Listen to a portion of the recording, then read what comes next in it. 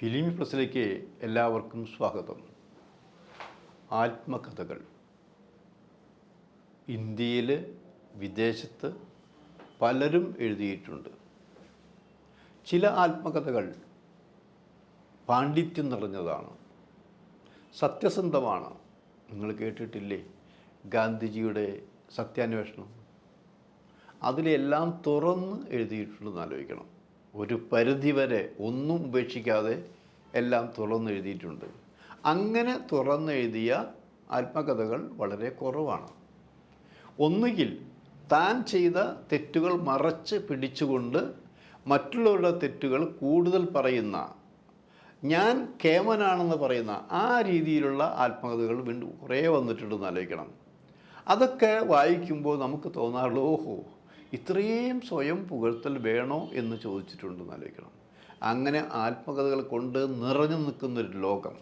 അത് കൂടുതലും വരുന്നത് റിട്ടയേർഡ് ഹാൻഡ്സാണെന്ന് ആലോചിക്കണം.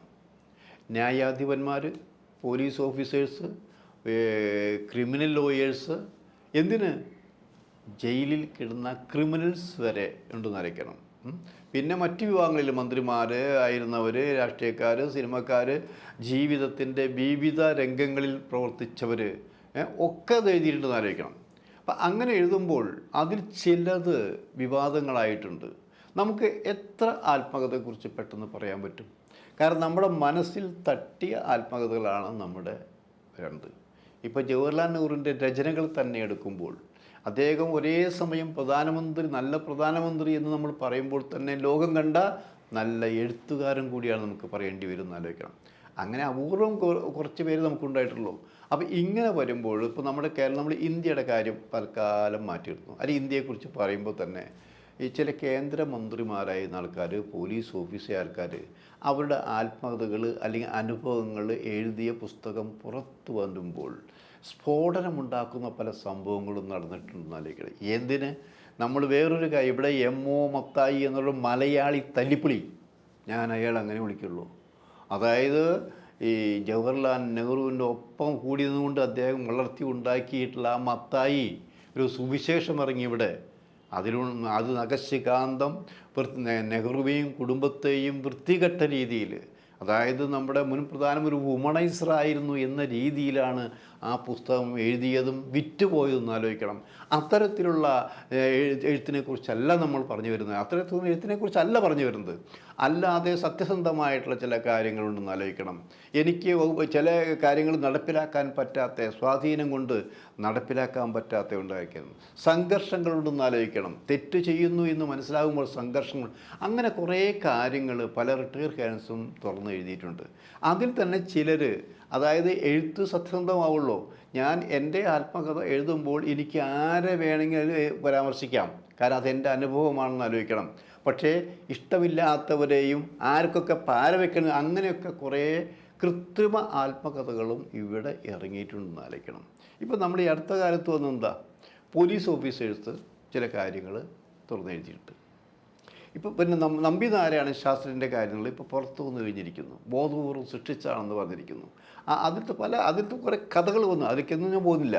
ഇപ്പോൾ ഏറ്റവും പുതിയതായിട്ട് ഇപ്പോൾ സിനിമക്കാർ കുറേ ആത്മകഥകളും ഓർമ്മ എഴുതാറുണ്ട്. ഈ വലിയ നടന്മാർ, നടികൾ ഒക്കെ എഴുതാറുണ്ട് ആലോചിക്കണം.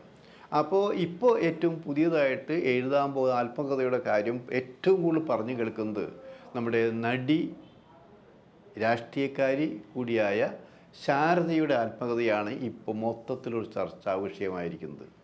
അവരെ ആത്മകഥ പ്രസിദ്ധീകരിച്ചിട്ടില്ല ഇതുവരെ. പക്ഷേ പറഞ്ഞു കേൾക്കുന്നത് ഈ ശാരദ ആത്മകഥ എഴുതി തുടങ്ങി വർഷങ്ങൾക്ക് മുമ്പ് തന്നെ. വർഷങ്ങൾക്ക് മുമ്പ് എന്ന് പറഞ്ഞാൽ അവർ ഈ കാണുന്ന പോലെ സിനിമയിൽ ദുഃഖപുത്രി മാത്രമല്ല, അവർ ജീവിതത്തിലും ദുഃഖപുത്രിയായി ഒന്ന് ആലോചിക്കണം. ദുഃഖപുത്രി ഒരിക്കലും അവർ തന്നെ, അവരുടെ ജീവിതത്തിൻ്റെ അവർക്കൊരു കുഞ്ഞില്ല എന്നാലോചിക്കണം.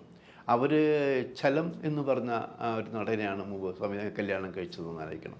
നല്ല ജീവിതം തുടങ്ങിയെങ്കിലും അവർ ഗർഭിണിയായപ്പോൾ അത് അയാൾ ബോധപൂർവം നശിപ്പിച്ച് കളഞ്ഞു എന്നാലോചിക്കണം. നശിപ്പിച്ചു എന്ന് പറഞ്ഞാൽ അവരന്ന് എഴുതിയത് അയാൾ അത് ചവിട്ടി ഇല്ലാതാക്കി എന്നുള്ളതാണത്.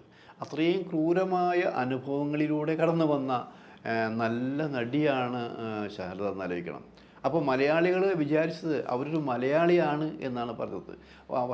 പക്ഷേ ഒരു 4-5 വർഷങ്ങൾക്ക് മുൻപ് ഞാനിവിടെ നമ്മുടെ ശ്രീകുമാരൻ തമ്പിയുടെ ഒരു ഏറ്റവും പുതിയ സിനിമയിൽ അഭിനയിക്കാൻ വന്നു. മധുസാറാണ് നായകൻ, ശാരദ നായിക അഭിനയിക്കാൻ വന്നപ്പോൾ അന്ന് ഞാൻ എടുത്ത ഇൻ്റർവ്യൂവിൽ അവർ പറഞ്ഞിരിക്കുന്നു അവരുടെ അച്ഛൻ അമ്മ ഒരാൾ കോഴിക്കോട് മലയാളിയാണെന്ന് പറഞ്ഞ് നമ്മളത് കൊടുക്കുകയും ചെയ്തു.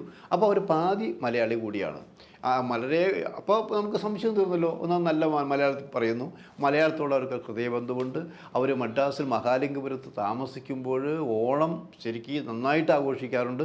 ഇതൊക്കെ ശരി തന്നെയാണത്. അങ്ങനെയുള്ള ശാരദ രാഷ്ട്രീയ രംഗത്ത് വന്നു ആലോചിക്കണം. രാഷ്ട്രീയ രംഗത്ത് വന്നത് എങ്ങനെ? അവർ തെലുങ്കിൽ ഇപ്പോൾ ഇവിടെ ദുഃഖപുത്രിയായിട്ട് അഭിനയിക്കുമ്പോൾ തെലുങ്കിൽ ഇപ്പോൾ അവർ പോലീസ് ഓഫീസറായിട്ട് ഒരു ആക്ഷൻ റാണിയായിട്ടാണ് അവർ തെലുങ്ക് സിനിമകളിൽ അഭിനയിച്ചിട്ടുള്ളത്. അങ്ങനെ അവരവിടെ ഈ TDP വിഭാഗത്തിൻ്റെ നേതാവായി അതിൻ്റെ പാർലമെൻറ്റ് മെമ്പറായി മത്സരിച്ചു എന്ന് ആലോചിക്കണം. പാർലമെൻറ്റ് മെമ്പറായി മത്സരിച്ചപ്പോൾ അവർക്കൊരു ഉദ്ദേശങ്ങളുണ്ടായിരിക്കുന്നു. ഇതൊരു സേവനമാണ്. അത് പ്രത്യേകിച്ച് സ്ത്രീകൾക്ക് മോചനം ലഭിക്കുന്ന രീതിയിലുള്ള പദ്ധതികൾ ആവിഷ്കാരം. അവർ കുറേ കാര്യങ്ങൾ നടപ്പിലാക്കാൻ ശ്രമിച്ചെങ്കിലും അത് നടക്കാതിരിക്കാൻ കാരണം ആ പാർട്ടിയിൽപ്പെട്ട ഉന്നതന്മാർ തന്നെയായിരുന്നു. അന്ന് തുടങ്ങി അവർക്ക് ആ എതിർപ്പ്. കാരണം നമ്മൾ MP ആണെങ്കിലും നമുക്ക് സ്വാതന്ത്ര്യമില്ല എന്നുള്ളതാണ്. നമ്മുടെ തീരുമാനങ്ങളെല്ലാം എടുക്കുന്നത് നമ്മളല്ല എന്നാലോചിക്കണം.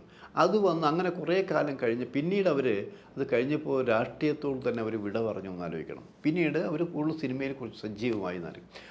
അങ്ങനെ ശാരദ അപ്പോൾ രാഷ്ട്രീയത്തിലെ സിനിമയിലെ അനുഭവങ്ങൾ, ജീവിതത്തിലെ അനുഭവങ്ങൾ, ജീവിതത്തിൽ സിനിമാ നടി ആകുന്നതിന് മുമ്പുള്ള അനുഭവങ്ങൾ, പിന്നെ രാഷ്ട്രീയക്കാരി ആയപ്പോൾ അനുഭവങ്ങൾ, ഈ അനുഭവങ്ങളോടൊപ്പം തന്നെയാണ് ഏറ്റവും പുതിയത് ഇപ്പോൾ ജസ്റ്റിസ് ഹേമ കമ്മിറ്റി. അത് വലിയൊരു ദുർബോധം തന്നെയായി വന്നല്ലോ ഇപ്പോൾ ഇവിടെ. ആ കമ്മിറ്റിയിലൊരു മെമ്പറായിരുന്നു. ആ കമ്മിറ്റിയിൽ ഇവിടുത്തെ ഈ സ്ത്രീകൾക്ക് എതിരെയുള്ള കുറ്റകൃത്യങ്ങളാണ് കൂടുതൽ നടന്നുകൊണ്ടിരിക്കുന്നത്. നമ്മൾ വലിയവരെന്ന് കാണുന്ന നമ്മൾ ഫാൻസ് കെട്ടിപ്പിടിക്കുന്ന ഇവിടുത്തെ വലിയ നടന്മാർ, സംവിധായകർ, പ്രൊഡ്യൂസേഴ്സ് അടക്കമുള്ളവരും, ഇപ്പോൾ എന്തിനാ പ്രൊഡക്ഷൻ ബോയ് അടക്കമുള്ളവർ ഈ സ്ത്രീകളെ വേറെ രീതിയിലാണ് കണ്ടത്.